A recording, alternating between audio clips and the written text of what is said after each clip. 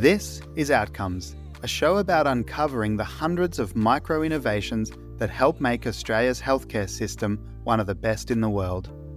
On the show, you'll meet the doers, the Australian clinicians, care workers and healthcare professionals driving the micro-changes we seek to showcase. Theirs are the stories we're here to tell. I'm your host, Will Egan, and I'm the CEO of AusMed Education. I'm really passionate about improving the health and prosperity of the people in my community. I believe Australia does have a great health system, and every conversation we have on this show highlights why. Hi, I'm Heidi. I am a mum of two and a consumer for the antenatal redesign for southwestern Sydney. I've been working with the most amazing team for the past couple of years as a consumer to give a voice to the consumers and share my lived experience of what it was like going through the public system. We are really trying to make a difference and improve the maternity services for women, and I think that is incredible. It's really interesting work and really rewarding, and I feel like I'm supporting other women. I really want all women to feel safe and seen and have a really positive experience. And as a consumer, I think that we can really contribute to that, making that happen. That was the voice of Heidi Maunder, a wonderful maternity consumer representative who volunteers her time and talents to improve the care and experience of pregnant women in Sydney's southwest. Involving consumers in the design and delivery of healthcare services is something that we talk about a lot, but unfortunately, it's just not something we seem to do enough of. Today, I'm joined by Katie Farrell and Nicole Greig from southwestern Sydney's LHD, that stands for Local Health District, a very unique catchment area when it comes to maternity services. This is another fantastic episode. We're going to explore the antenatal redesign they are undertaking in their LHD and really dig into the practical things that Katie and Nick are doing to improve services in their community. Let's jump in. Katie and Nicole, thank you so much for being on the show. Thanks for having us, Will. We are super excited. This is our first go at a podcast. Any opportunity to talk about consumers and women in maternity care in Australia, we're really keen. Oh, fantastic. Maybe I'll just ask you to start by introducing yourselves and telling us a little bit about the community that you serve. Yep. So I'm Katie Farrell. I'm a clinical midwifery manager in southwestern Sydney Local Health District in New South Wales. Yep, and I'm Nicole Greig. I'm the project manager for the antenatal redesign project in southwest Sydney Local Health District. And so southwestern Sydney is about an hour out of the heart and city centre of Sydney.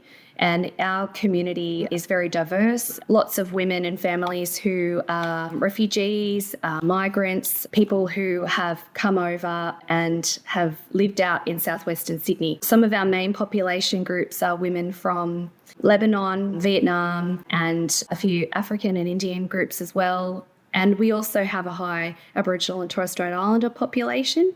And we've got some really critical social vulnerabilities in our district as well. We're very happy and lucky to work where we work, but it means we've got to think differently sometimes with how we deliver care and bring in women and communities to our services. Tell us a little bit about how far this local health district reaches. So kind of northwest, east, does it go over to the Blue Mountains, the foothills? We cover areas of Bankstown, Fairfield, Liverpool, Campbelltown and Bowral. So it's quite a large geographical area for the metro area of New South Wales. And as a district, we have the highest birth rate in New South Wales. So it used to have 12,000, but around 10 to 11,000 babies each year in our district, which is 16% of the births in New South Wales. Wow. Is that spread across a number of maternity services? Yeah, so that's five different hospitals, 5 maternity services. We've got a tertiary centre at Liverpool, and then we've got different level service capability at the peripheral sites. So different community groups at each site, different levels of busyness, but importantly, we've got a massive growth corridor in our district. So we've got the new airport being built out at the back of Liverpool, and the redevelopment of housing is insane. Like driving down the Hume Highway, you can just see the amount of new housing and population growth, which will impact, of course, pregnancy care and maternity services in our district. Absolutely. And then overall demand of services, no doubt, as well. So is the health service growing? Is in line with the population? Yeah, absolutely. Readjusting all the time, and actually we've been quite lucky in the past few years, or it was needed. All of our hospitals either have undergone redevelopment or will be going to new builds. So our hospitals have had to adjust to that, and also really our outreach services, because not everything needs to be in a hospital. There's a real big focus on that in southwestern Sydney as well. So today we're going to talk a little bit about what I'd characterise as improving kind of equity and access of a health service. But before I get there, I'd just like to understand a bit more about the social determinants of health that you referred to. Can you provide us some insights into what you're kind of seeing out in that community, maybe be slightly different to other parts of Sydney or Australia? If we think about maternity services, when women access our services anywhere in Australia, there's screening and assessment tools that can identify different levels of vulnerabilities and needs for those women. In southwestern Sydney, we have higher rates of domestic violence. We have high rates of women with substance misuse issues, lower levels of health literacy, and we've got high levels of disability and disadvantaged communities and refugee population. Of course, we've got a high refugee population. Yeah. Anything else to add, Nick? Yeah, no, I think that encapsulates most of them. Yeah. Many of the listeners to the show know that the show is about focusing on all of the micro innovations that happen across Australia's healthcare system that are designed to improve outcomes, really down at that grassroots level. We're looking for things, the effort that people go to, which is part of the health service, that doesn't require massive budgets or committees or large-scale change, but really does make a big difference. The two areas that Australia falls down on globally is equity and access. And I think the program that we're going to talk about today, or the effort, the work that you're both undertaking today, is really about focusing on equity and access such that you can improve outcomes. Set the scene for us. What are you seeing that's caused you to focus on the program that we're about to discuss? So maybe I might just have a kind of introduce the project, and I guess it was kind of one of the ideas to go, well, we need to actually involve consumers in this space. So we're doing an antenatal redesign project in southwest Sydney, and really the primary reason for that was actually to improve access and equity for all women in southwest Sydney local health district. So the way that our current system or process works is that, women will book into a hospital for their pregnancy care. And what we found was that a lot of women are booking in not at the recommended gestation of pregnancy. So ideally, we would like women to book in as early as possibly, and preferably prior to 14 weeks, which aligns with our pregnancy guidelines. But what we did, when we looked at the data, we realised that majority of our women actually weren't booking in at that gestation. And we know that women who book in earlier means that they can hopefully get allocated to the right model of care for them, and often outcomes are better for mother and for baby if they book in early. One of the primary aims for our project is to actually improve that gestation at booking. But to do that, we need to improve access to our facilities. So along with Professor John Hire, we're working in the district where we're looking at a site in Bankstown that's within the community that will pilot the north of our district, so Bankstown, Fairfield and Liverpool. And the women will all come to that hub for a booking, and they'll also have free access to a nuchal translucency, which is a first trimester test. Looks at various things also to kind of allocate them to the right model of care based on their risk factors. At the moment in our district, we did a really significant survey to find out the amount of women that were having first trimester screening and the amount of women that were booking in before 14 weeks, and trying to find out why, they weren't booking in. And it was a lot of the reasons that Katie's already alluded to in regards to the vulnerabilities, in regards to health literacy, about them not knowing that they needed to book in prior to 14 weeks, about having access to facilities, and certainly first trimester screening costs money. So being an equitable, diagnostic tool. So if you had money, or could afford it, then you would have the test, and then have that be able to make informed decisions about your care moving forward.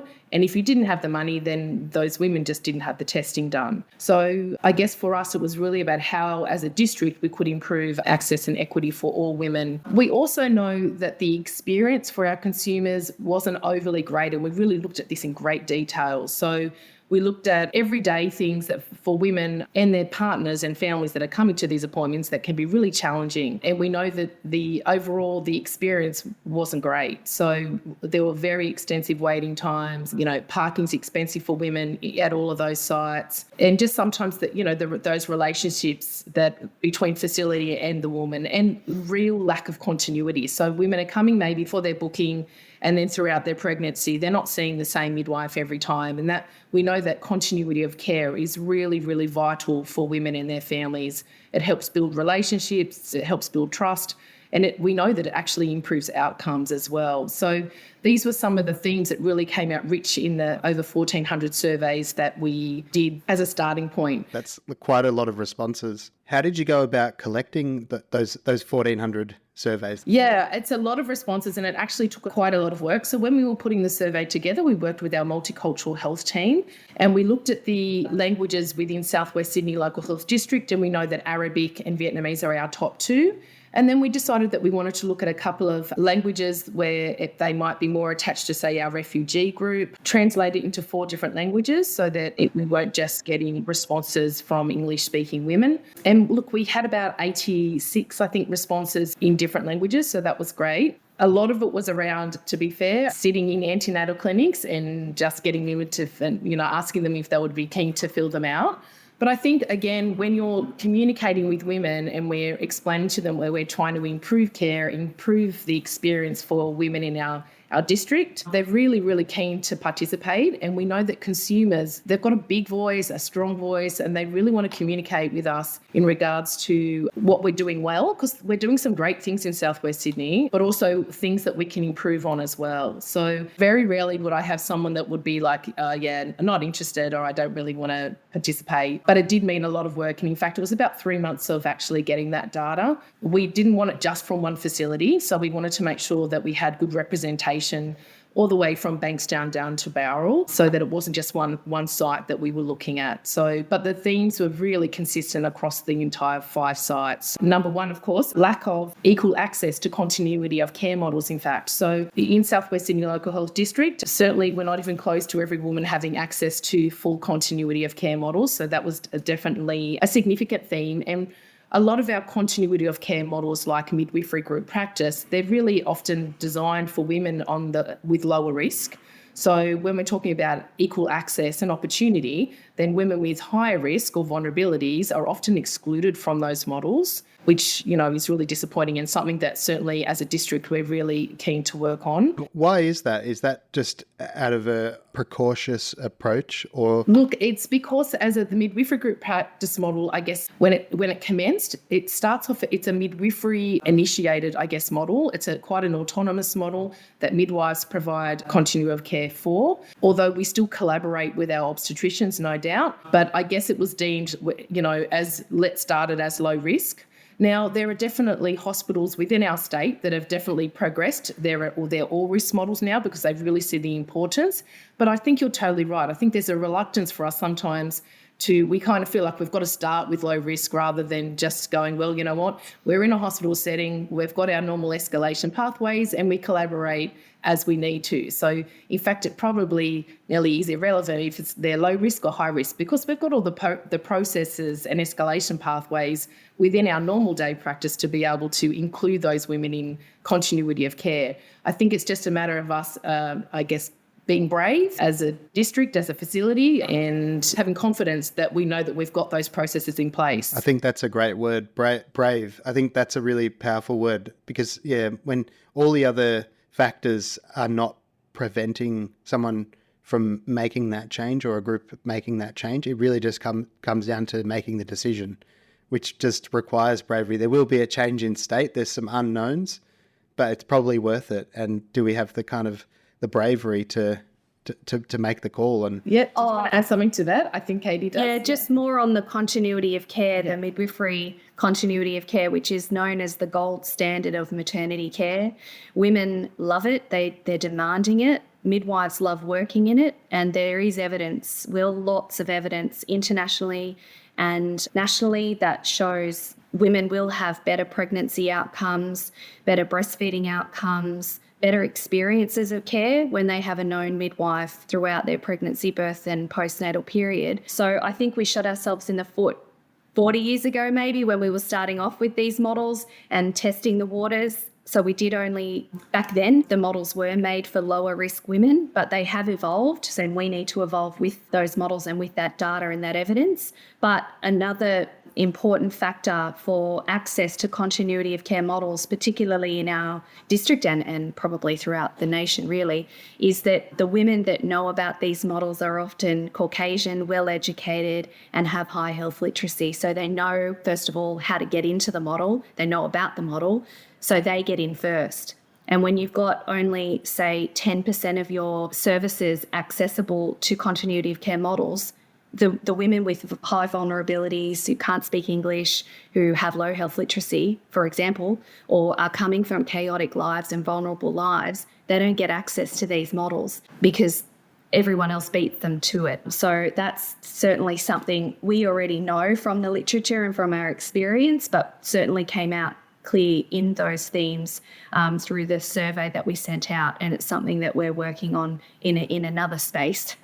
We were lucky enough to go through a continuity care model 2 out of 2 times, and I would probably put it down to my wife, who's a nurse, being able to advocate for herself very strongly, and very early on. What was the average point in time that a mother was first accessing your services? So you're saying that what you want it to be within the first trimester, sub 14 weeks, but typically where was that first interaction happening? Look, we know that majority women, it's between 14 and 20 weeks. So we look at the greater percentage, and then we still have women actually after 20 weeks still booking in. But on average, definitely the high percentage were between 14 and 20 weeks.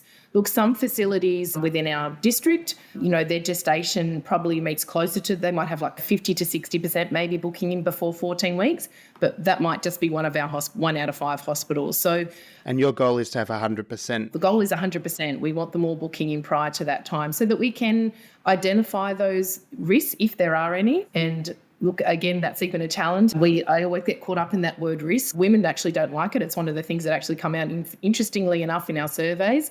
They spoke about that word risk. They don't like to be categorised as low or high risk, and that is tricky. That's a real challenge for us because as clinicians, often that's our terminology to differentiate,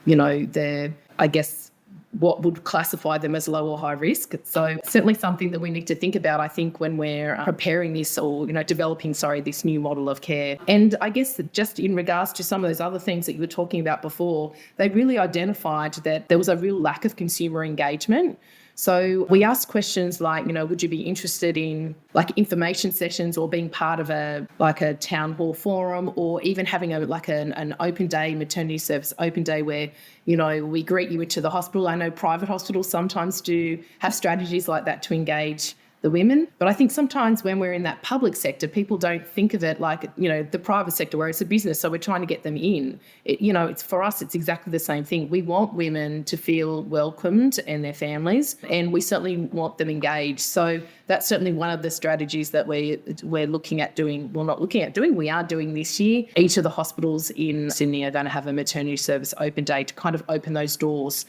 To provide information. They want to see where they're going to birth. They want to look at their birthing units and have a look at, what that space is going to look like for them when they're in labour. So they're all important things. So that was definitely a big theme for us, was that they just felt like there was a real lack of that engagement between facility and consumer. So, and then decision-making also, shared decision-making was another theme as well. So again, it's around that informed consent, and we know certainly with the birth inquiry, there's been a lot in the media around that lately, and that certainly was a huge, huge theme about that shared decision-making. Women feeling heard and listened to and respected in that pregnancy journey. So a really big theme for us. Was that particularly an issue in refugee or migrant population that maybe comes from a country that has a high power distance? The health system they previously interacted with is quite patriarchal, or at least power-based. The doctor's right, they'll tell you what's wrong with you, versus, say, a lot of the model that or what you need, let's say, not what's wrong with you, what you might need, versus where we're at in Australia, or at least trending towards, it's that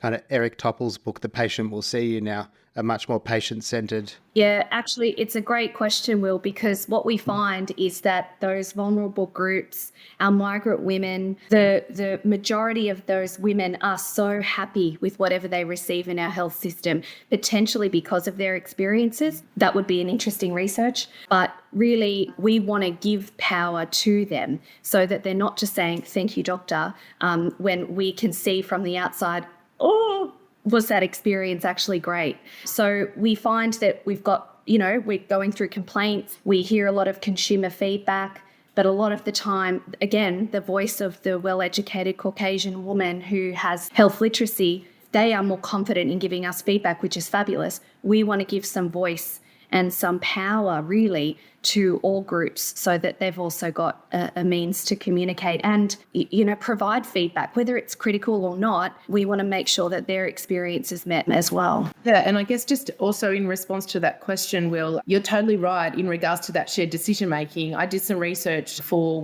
pregnant women with disability, so certainly one of our vulnerable groups, and that was a huge theme in that space as well, that, we make that assumption that they can't make the decision for themselves and we make it for them and we don't involve them in that space. And look, that's equally the same with when there's like health literacy, learning, concerns, things like that.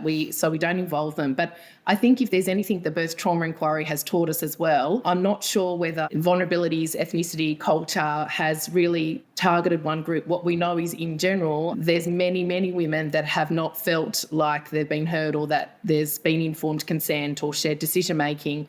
It's just that, as Katie mentions, often it's the well-educated woman that voices those concerns. And we're trying to, I guess, put it on a more equal playing field where when we're trying to build our consumer networks in Southwest Sydney, which is, I guess, why we're chatting to you today, we really want to make sure that we have all women on those groups, not just the well-educated white woman. Look, we've got to be really mindful when we're trying to engage women and identify which woman might be best for which working party. We're not going to put someone on a, policy working party that's going to feel totally out of their depths. What we want to do is we want to involve the consumer who's interested in being on a working party and find out what their likes are, what their interests are, and what they might want to contribute to the group or why they even want to be on the group. And then we'll find what we think the best working party might be with them in collaboration. So it's not like we're just it's a tick box event for us that we just want to make sure that we've got, plenty of consumers so we can say Southwest Sydney have got the most consumers. This is actually not tokenistic. This is really important to us that we want the voice of our women to help us guide our services and development of our services. I think that's the critical insight for this whole conversation, what you just said there, which is having the voice of women guiding the development and delivery of services. You've really framed up the problem really well, I think. Tell us about what you've started to do about it. Let's segue into that solution space. If we start from the beginning, post-COVID, we were sitting on a meeting and someone was talking about, well, what do women think about that? What do consumers think? And it was in a forum, it was a general health forum, it wasn't a maternity forum. And I think someone threw to one of our consumers who is 50 plus and had her twins 30 years ago. And in that exact moment, I got the hit over the head with what, is this our one, is this a maternity consumer? Her experience matters, of course, but is this the only maternity consumer we're going to here? It's just a light bulb moment went off and I thought, oh my God, do we have consumers? Do we have more relevant consumers than this? Where are we with our consumer engagement in this district? So we went out and evaluated certain meetings throughout our hospitals, routine meetings, project meetings, and meetings at the district as well. So we have sort of 6 different groups there, and each of them have a variety of different meetings. And when I identified how many of those had consumers, we were starting at 6%. So 6% of our forums had a woman, a consumer, sitting at the table with a voice. So that was quite shocking for us. And we thought, gosh, that's something that absolutely needs to be addressed. So that's where we started. And then we came together, like Nicole said, with the antenatal redesign. That was another opportunity for us to frame how we might address it as a team if that was a priority. And of course it was. The other thing that we needed to consider, there was some feedback from women who we started to engage as a part of that group. When we started to evaluate the antenatal redesign about accessing into pregnancy care, we realised quite loud and clear that women actually didn't even know how to access care. They were learning off their friends. So when we asked around the table, how do women access pregnancy care? How do they know how to? Women say, I had to ask my friend, I looked on social media, or I went to the GP. So the GP hold a lot of power, and we've got very good relationships with our GPs in the district, and we're building on them. But we realised at that point, gosh, women actually don't even know how to book in, and they don't have a voice on our meetings. So that's where we sort of started with, we branched off into a working group focusing on consumer engagement and information. And another part of the project, which we probably won't cover today, is the fact that we're working on a website, a consumer community-facing website for all of our information, because we had nothing available electronically for women to sort of even just type in, how do I book in? We had nothing. So that's a side piece that stemmed from that working group. So that's where we started with consumers. We were at 6%. And then we, of course, did the survey that Nicole spoke about. We heard that the women wanted to be engaged. There was a disconnect following COVID. You know, we had signs up, doors closed, brick walls everywhere so that women couldn't actually come in. And really, it started with one conversation.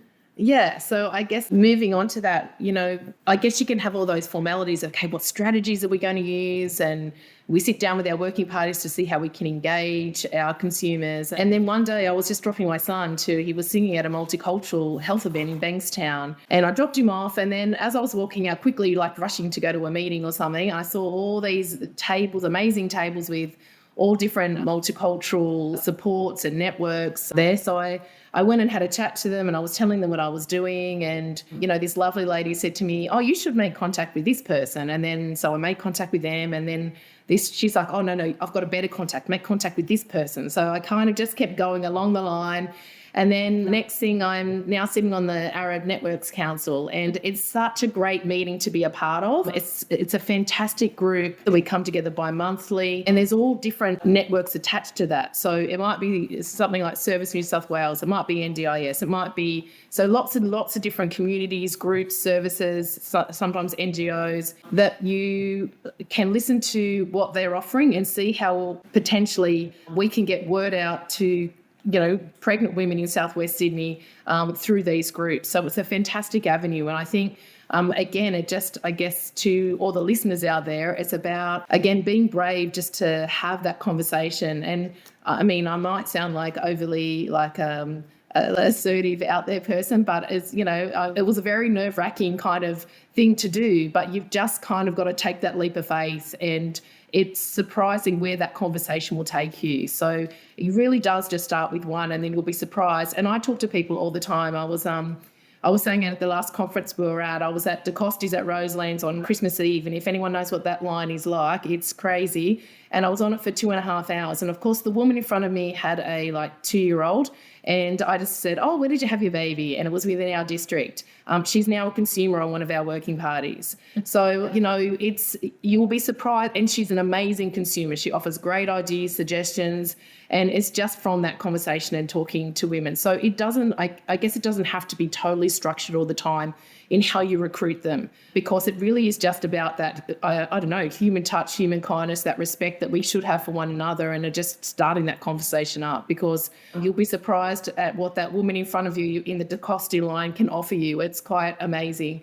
So I would really say, be brave again and just reach out to women and have those conversations, because that's how you will recruit. And we're going to have to be creative, because we know that there is a risk for maternity consumers, that time period of their ability to be consumers is not as long as others, because, the journey into motherhood, the journey into, the toddler phase, the young child phase, and then, life continues. And so that intensity around birth and motherhood may be fleeting for some. So we're going to have to be strategic and creative with how we continue to recruit and find consumers. And we plan on doing that. We've already shown that we have, and think about our specific groups in how we can connect to their communities. Got a large Pacific Islander group out in Campbelltown that we haven't quite yet connected in with, but it's on our list. But you've got to be creative and show initiative like Nick has, and also leadership. So we're constantly feeding this back and sharing these stories with the key leads in our facilities so that they can also think creatively and engage consumers as they are in their services every day. The other thing we did do was we utilised social media to put out a call for consumers or women who might be interested in the future of maternity care. We weren't sure how many women would see that because we're conscious that the followers of the social media platforms that we used might not be the right community group, because we wanted women who have either had babies or who haven't had babies, anyone. But I wasn't too confident if they were actually liking the pages that we were sharing them on. But nonetheless, we were surprised. We had 90 women register to be contacted, and we're slowly working our way through that list, which is pretty exceptional. 90 women have said, I want to be involved in some way, shape or form. Yeah, on one hand, it's surprising, but on the other hand, it's also kind of not, if you think, well, of course, people want to be involved in the way their health services are designed and delivered. But has these numbers surprised others outside of maternity in the health district at large? Is the work that you're doing catalysing similar work across other parts of the health system? Not yet, but that's okay. We're going to continue to lead the way. Where we met you at the Nursing and Midwifery Showcase in southwestern Sydney, nursing around the district also had various presentations, and Nicole and I were just reflecting, and Nicole thought about just the lack of, I guess, consumer, like even on our project. So they often didn't have consumers on project, which again really is an important part of that. Like if we're designing something, there's co-design is there for a reason, and we should be ensuring that consumers are part of that bigger picture. Consumers know best, and the most important thing I think when we're talking, Katie often uses that analogy of desire or design. Yeah, I remember this at the start of your presentation, but I can't remember the exact wording. I think it was a good summary. Probably. You got that handy, Katie? Let me think back to how I phrased it, because I had the picture on the screen and it's always hard. Consensus. It was like we've built a health system based on consensus, not on, was it something like Yeah, that? you're right. Yeah. That was the antenatal care was built 100 years ago on consensus and it hasn't been looked at since. So when you think about desire paths, and it's easy with the picture in the background, difficult on a podcast, of course, town planners consider desire paths very important. They're placed with great weight. And I don't know if you've ever walked through a park or walked to the train station, and you can see where the majority of people walk. And so you can see if town planners don't pay attention to that, the concrete might be this direction, but the quickest and easiest way for the population, the people using the path, might be off to the right. And so it's just a dirt path on the side. I'm sure many people have seen this. I now notice them everywhere I go. If you don't consult your users will design their own way of using things. So the methodologies within co-design, all of our strategic documents, we place this importance on consumers and experience of the users. Now we have to actually really stand by that principle and make it realistic and actually stand by it and use the principle. So we haven't completely, I don't think, changed the services at large. I think presenting in forums like that, that's our whole purpose of presenting in forums like that, is to get other people thinking so that it is considered by everyone else. And I think we certainly got feedback from the Nursing Showcase and from our Australian College of Midwives conference, which was in Kiama last month, that it has gotten people thinking. We do often throw away comment, have we got a consumer? But it's more than that, just that tokenistic use. As Nicole said, and I think it's key, women and users, but women, they see and use the system in a different way than often we think. So we think we know, we've got the evidence, we've got the knowledge, we know. But actually, when you ask a woman for her opinion, it's often very different to what we think and how we think it's going to work. So we can't dismiss that. And the principles within co-design it's simple for me.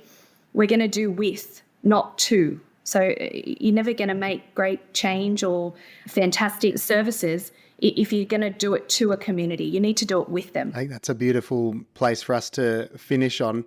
But I might just give you one last chance to just summarise everything and give us a parting kind of thought. Yes. So importantly, through all of our innovations and our ongoing commitment to engaging consumers and utilising consumers, remember we started off at 6%. We've now managed to reach 25% Wow. of our committee's consumer representation.